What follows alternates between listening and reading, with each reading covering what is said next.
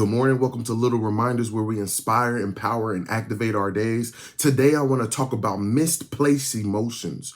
A lot of us have anger towards a situation, towards a circumstance, towards the adversity that's happening in our lives, and we misplace our anger. We misplace our emotions by taking it out on people around us, and we find ways to blame them for the reason why we are expressing ourselves the way that we're expressing ourselves. But in actuality, we need to take the time to step back and think about what really is causing me to be angry. It may not be this person, but maybe this person is causing me to take it out on them because they just might be the cherry on top of the cake. Or we may be taking it out on our children, on our family, on our friends, our peers, our bosses, our coworkers, whatever. We have to be conscious of how we're feeling so that we don't end up in a place where we take it out on people around us. The destruction that's happening inside of us can sometimes cause the destruction that we release to other people. We have to be cautious of our emotions. We have to be cautious of our thoughts and our feelings so that we don't take it out on people around us. We have to remember that this war is not against flesh and blood. And so a lot of times, because of our distractions and because of our inability to step back and become conscious or aware of what's really frustrating us, we take it out on people around us and we find ways to blame them. We find ways to criticize them. We find ways to put them down. We find ways to destroy them because of what's going on inside of us. We feel like there's destruction going on inside of us because of a situation, so we go and destroy somebody else. We feel like there is confusion happening inside of us, so we speak things that causes people to come into confusion in their thoughts, their identity, and even in the path that they're going. We have to be cautious of what's happening inside of us and what's causing it so we can place our energy and our feelings and emotions in the direction of the adversity so we can stand firm and face it. A lot of us look to avoid the adversity. We look to avoid the emotions. We look to avoid everything that's happening around us. And in our avoidance, we take it out on everything around us. And we have to be cautious of that every single day, that we are stepping back and making sure that we are not taking our thoughts and our emotions out on other people because of the adversity that's happening in our lives. So I challenge you today, whenever you get that feeling or that moment where you want to lash out on somebody, where you want to cuss somebody out, where you want to swing on somebody, step back for a second and say, is this person really who I'm mad at? Or is my frustration so pent up inside of me? Have I held in all my frustrations for so long because of another situation that I'm looking for an outlet and I'm trying to let this person become my outlet?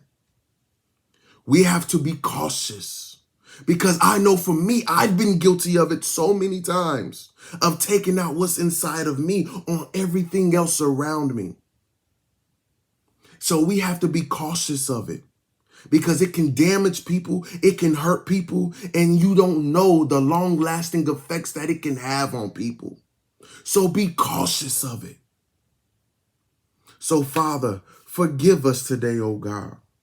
Forgive us for not being in the place of awareness or consciousness of what's going on with us today, Father.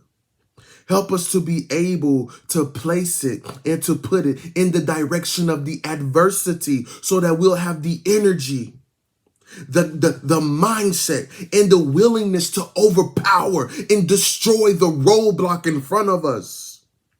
Help us not to disperse our energy in every direction and disperse all of us in every direction because of what's going on. But help us, Father, help us learn how to angle it at the adversity and to overcome it, so the frustration and the anger can be utilized to blow what is going on inside of us. Thank you, Father, for your grace. Thank you, Father, for your mercy. Thank you, Father, for your love. And we ask that it just imparts itself into us today, oh God. Allow your spirit, allow your love, allow your son, allow your word to just overpower us and saturate us and put us in a place where we're able to come to you. Help us to understand that we can come to you regardless of what's going on, because you're not a God that will judge us. You're not a God that will condemn us. But your word says your son came into the earth that we may be saved. He didn't come to condemn the world, but he came that the world may be saved. So help us to see the grace and the mercy behind your presence. Shape us, mold us, and put us into the placement and into the position and the posture you desire us to be. And we thank you even now, oh Father, because your grace is great, your mercy is mighty, and your love is everlasting. And we say thank you, Father. In Jesus' name we pray. Amen. Allow your energy to be used to conquer that adversity. Allow that frustration to be used to conquer that adversity.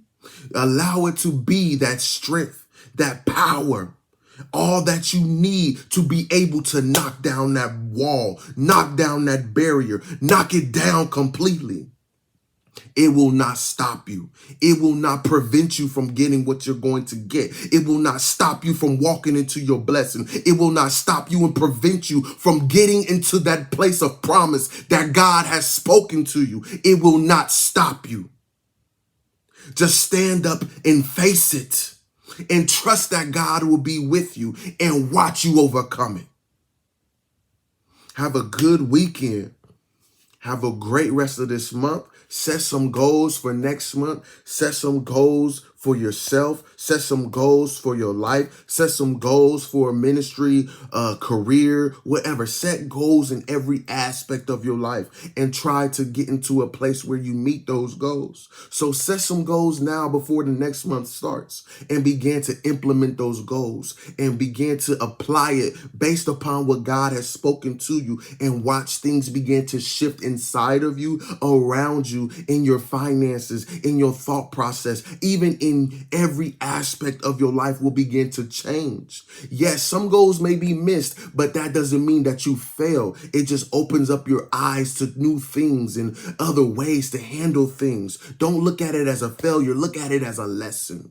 So set some goals going into next month. And then, as always, enjoy the rest of the year and enjoy the rest of eternity in the presence of our great, great God. Be blessed today. Amen.